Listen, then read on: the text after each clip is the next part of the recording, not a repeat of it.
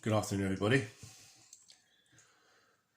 Those of you that are still Unite Union members received a correspondence, I believe, yesterday explaining the situation and the position that the union has had throughout the last 12 months. I'd like you to look through that, bit stage by stage, paragraph by paragraph, and ask yourself a question. Is some of that what Unite would like to have happened? Or is some of that what Unite did do and it did happen? Because I've read through it 3 or 4 times and I'm looking and thinking, nah, that didn't happen. There was no communication. You may have gone to meetings, but you made decisions on our behalf, never shared that information back with us. We didn't know you signed off PPE at the beginning of April and said that it wasn't needed for bus drivers. There's a TfL signature on that form as well. We didn't know you did that. We weren't consulted. We were crying out for PPE at that time when you said no, we didn't need it and signed a form to say that it was fair and that was going to be the case. In fact, one of my colleagues had already died at that point and there was many more in hospital. So there's parts of that letter that I look at and I think, it's what you wished happened. Did it actually happen? Recently there's been a big campaign, I've been involved in it, as you all know, about trying to get bus drivers in London the opportunity to take the vaccine. Frontline workers being more at risk, 2 times more likely to catch COVID and die than any other industry within the UK. Apart from NHS, obviously, they're more at risk than we are. But in general, across London, across the UK, a London bus driver's got more chance of catching COVID and dying than any bus driver in the rest of the UK. So, to tell us in a letter that this is what we've done, this is what we've tried, this is what we've done, it's too little too late for me.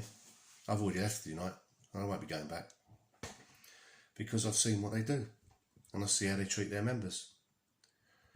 Call them divs, call them bellends, treat them like shit, really. Go to your rep with something, it's not interested. Go to your lead officers and raise safety issues, not interested. Nothing changes. Did that personally myself last April.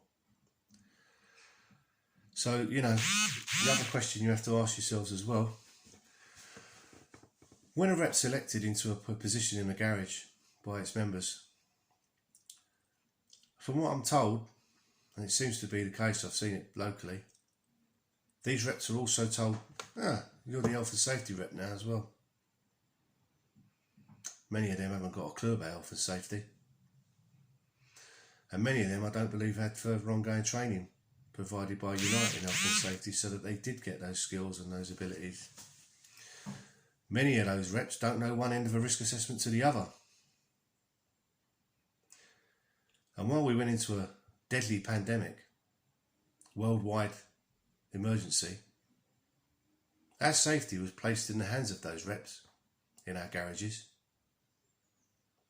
to make sure that we were safe, protected, and safety was mitigated where practically possible, is what HSC would say in their policies.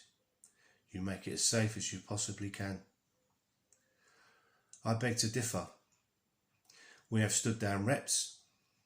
Most of them don't come in during run out and check the buses before they leave the garage. They're turning up at 8 o'clock in the morning, going home at 4. That's not much use. The buses are gone by the time you get to work.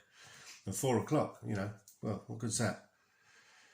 You should be varying your shifts. You should be coming in making sure the buses are being cleaned. You should be coming in the morning making sure the seals are going out in the cabs that are appropriate. When you take on the position of a rep, you take on a level of responsibility. Sometimes the hours go above and beyond to achieve what you need to achieve. And you took that responsibility when you stood. So it's not about being salaried, it's about that and using it. So in my opinion, we've got a lot of reps around our garages saying they're health and safety rep. They know nothing about health and safety. So this is where you need to step it up, Unite, because you failed us. You need to get people, you should have got people in in each operator properly trained safety officers to go round and make sure your reps know what they're doing. Give them the training, give them the documents, share a bit more. I've seen they've got documents provided by Unite. Are they completing them properly? Do they really know what it's about? Do they leave the garages and go to the stands and check the stands and the safety of the meal buses and the toilet facilities and report back to you if they find anything? Do they ever leave the garage? Do they leave their office, in fact? Do they sit in their office all day? You don't really know. You give it all, our reps are doing this and our reps are doing that because they're telling you they are. But are you checking to make sure that they're doing their job properly? Anyway, the letter, absolute crap. None of it in there makes any sense. If it weren't for Ginny buses and groups like us, me included in that, fighting for London bus drivers to get that vaccine, bombarding the mayor, bombarding the government, bombarding Boris, Twitter, everywhere, we're bombarding them. We want the vaccine. If we weren't doing that, the vaccine wouldn't come any earlier. We'd have to wait and more drivers will die. So for United to step in now and say, oh, look what we're doing for you, make your own minds up, ladies and gents. Where have they been for the last 12 months? Thank you.